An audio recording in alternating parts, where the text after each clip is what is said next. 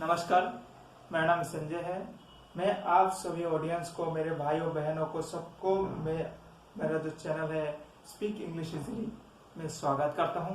तो आज मैं आप लोगों के लिए बहुत ही ब्रिलियंट एक टॉपिक लेके आया हूं, जिसके थ्रू आप अगर उसको फॉलो करेंगे तो आप डेफिनेटली 100% आप इजीली, बिल्कुल इजीली इंग्लिश को बोल पाएंगे। तो इंग्लिश आपके लिए बिल्कुल ही कोई हार्ड टास्क नहीं रहेगा। आप सोचेंगे कि काश में ये टिप्स पहले मालूम हो जाता, अगर इस टिप्स के बारे में पहले जानकारी ले लेता तो क्या मैं पहले से इंग्लिश बोल पाता। बिल्कुल सही बता रहे आपके, पहले से ही आप इंग्लिश बोल पाते। तो चलिए बिना विलंब करते हुए हमारा जो स्टेप्स है उसके बारे में हम बता देते हैं। तो इस स्टेप में मैं आपको कुछ रिक्वेस्ट करना चाहूंगा कि ये जो वीडियो है आप बहुत ध्यान से सुनिए, एक एक पॉइंट को ध्यान से सुनिए, क्योंकि एक एक पॉइंट आपके लिए बहुत ही कीमती है अगर आप रियली इंग्लिश सीखना चाहते हैं। तो ये जो स्टेप है, इसी स्टेप से आपको गुजरना पड़ेगा। आप भले इंग्लिश के लिए कितना भी प्रोसेस फॉलो करिए, लेकिन मेन जो आपका प्रोसेस है यही है, क्योंकि किसी चीज को लर्न करने के लिए कुछ स्टेप्स होता जरूर है और उसी स्टेप को लेके हम चलना पड़ता है। अगर आपका स्टेप सही है तो आप बिल्कुल सही तरीके से इंग्लिश या किसी चीज को सीख पाते हैं। अगर आपका स्टेप गलत है, आप कितना भी ट्राई करेंगे, आप घूम फिर के फिर वहीं पे आ जाएंगे। तो आपको क्या करना है, बिल्कुल इसी तरीके से मैं बताने की कोशिश कर रहा हूँ। जो मेरा एक्सपीरियंस है, जो मैंने देखा, मैंने प्रैक्टिकली मैंने सीखा, उसी के हिसाब से मैं आप लोगों को आज बताने वाला हूँ। तो ये वीडियो बहुत ही इंटरेस्टिंग होने वाला, मैं आपको गारंटी देता हूँ। आप ऐसा वीडियो शायद ही कभी देखे होंगे। तो इस वीडियो के ऊपर आप नजरें बना रखिए और आप इसको ध्यान से एक एक पॉइंट को सुनिए। तो चलिए स्टार्ट करते हैं। पहला जो मेरा स्टेप है वो है रीडिंग, दूसरा स्टेप है लिसनिंग, तीसरा स्टेप है राइटिंग और चौथा स्टेप है आपका स्पीकिंग, और पांचवा जो और सबसे इंपॉर्टेंट स्टेप है वो है थिंकिंग। तो ये जो 5 स्टेप है, इसी 5 स्टेप के ऊपर डिपेंड करके कोई भी चीज आपका सीखने का आपका प्रोसेस होता है। कोई भी चीज लीजिए आप, XYZ, आपको इसी स्टेप के ऊपर फॉलो करके आपको सीखना पड़ता है।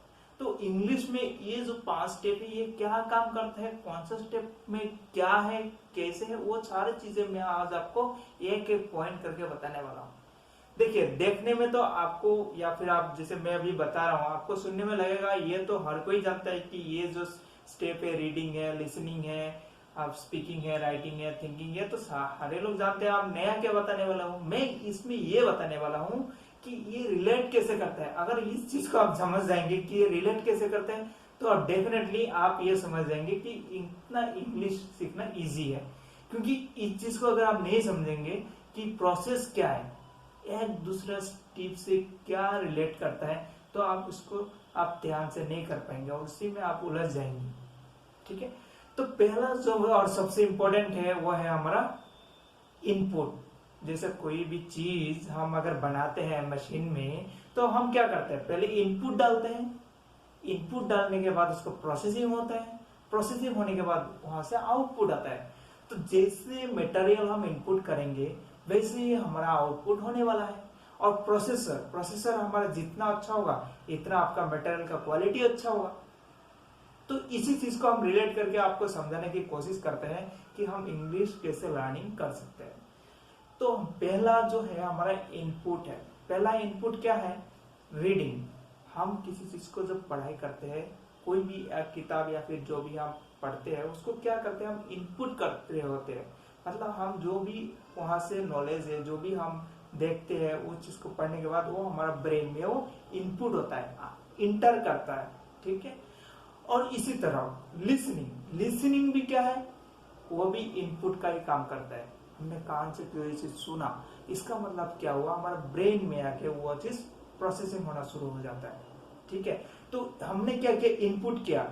लिसनिंग क्या मतलब इनपुट किया हमने, रीडिंग क्या मतलब इनपुट किया। तो हमने जितना अच्छी तरह से रीडिंग किया, इतना ही अच्छी तरह से हमने इस चीज को इनपुट करने में सहायता की। और इसी तरह जितना हमने अच्छी तरह से सुना, कोई भी चीज हो, अगर हमने बिल्कुल एक्टिवली सुना हमने, तो हमारा जो नॉलेज है उतना ही एक्टिवली अंदर आएगा। और जितना एक्टिवली अंदर आएगा उसका प्रोसेसिंग होगा, मतलब उसका थिंकिंग होगा। जैसे हम थिंकिंग करेंगे चीज को, तो थिंकिंग करने के बाद वहां से क्या होगा, आउटपुट निकलेगा। आप क्या कर पाएंगे, उसी चीज को आप लिख पाएंगे, अपनी लैंग्वेज में उसको लिख पाएंगे। और उसी तरह जैसे आप लिखेंगे तो आपका माइंड में ऑलरेडी होगा, उस चीज को हम बोल भी पाएंगे। ठीक है, तो ये सिर्फ एक सिंपल सा प्रोसेस है। तो इसी प्रोसेस को अगर हम अच्छी तरह समझेंगे तो हम इजीली इंग्लिश बोल पाएंगे, इजीली इंग्लिश लिख पाएंगे। ठीक है, तो इस चीज को हर कोई जानता है, लेकिन ये सही तरीके से उसका रिलेशन नहीं समझ पाते, तो इसीलिए वो उसको फॉलो नहीं कर पाते। तो मैं जो आपको बताने वाला हूं, अभी क्या करना है आपको, जो मैंने ये पांचों चीज का बता दिया, रिलेशन क्या है, इनपुट क्या क्या है, रीडिंग और लिसनिंग। तो इसमें लिसनिंग आप जितना अच्छा इनपुट डालेंगे, जितना अच्छा रॉ मटेरियल डालेंगे, इतना ही अच्छा आपका प्रोसेसिंग होने वाला, और जितना अच्छा प्रोसेसिंग होगा इतना ही अच्छा आपका आउटपुट होने वाला है, जितना अच्छा आउटपुट होगा इतना आपका ग्रोथ होने वाला है। तो सिंपल सी बात है, इसमें तो कुछ नया मैंने बताया नहीं, लेकिन इसी चीज को आपको फॉलो करना है। कि जैसे अभी मैं बता रहा हूँ कि आपको दिन ब दिन क्या करना है, आपको रीडिंग में इम्प्रूवमेंट करना है। पहले आपने बिल्कुल सिंपल सिंपल किताबें पढ़नी है, सिंपल सिंपल चीज को आपको सुनना है, सिंपल सेंटेंस सुनना है, इनपुट आपका बिल्कुल सिंपल रखनी है शुरुआत में। इसके बाद आप इसको इम्प्रूव करते जाइए। इंटरमीडिएट मीन्स थोड़ा सा हार्ड किताब पढ़िए, थोड़ा सा जो टफ लैंग्वेज का किताब होता है जिसमें आपका नया नया वर्ड्स होता है उसको पढ़िए। और आप ऐसे ही थोड़ा इंग्लिश को थोड़ा स्लोली पहले सुनिए, इसके बाद थोड़ा सा स्पीडली सुनना शुरू कर दीजिए। तो इससे क्या होगा, आपका लिसनिंग जो स्किल है वो बढ़ जाएगा, तो उससे एक्टिव लिसनिंग आपका बढ़ जाएगा। और जितना अच्छी तरह से आप इसको सुनेंगे उतना ही अच्छी तरह से आप उसको ऑब्जर्व कर पाएंगे, उसको ग्राफिंग कर पाएंगे। और जितना ग्राफ करेंगे उस हिसाब से आपका क्या होगा, प्रोसेसिंग चलेगा दिमाग में, और प्रोसेसिंग चलने के बाद आपका जो आउटपुट है आप अच्छी तरह लिख भी पाएंगे, आप नया नया चीजें आप लिख पाएंगे। आप समझ नहीं पाएंगे कि ये चीज भी मैं कर सकता हूँ, इतना अच्छा अच्छा आपको आपके पास राइटिंग का स्किल आ जाएगा। और वो इसके बाद आप जो बोलना शुरू करेंगे ना, वो तो औसम हो जाएगा, क्योंकि आप जब बोलेंगे फिर तो आप बिल्कुल सारे जो आपका आउटपुट है वो आप बोलने में निकलेंगे, मतलब क्या, आपका आउटपुट बिल्कुल परफेक्ट हो जाएगा।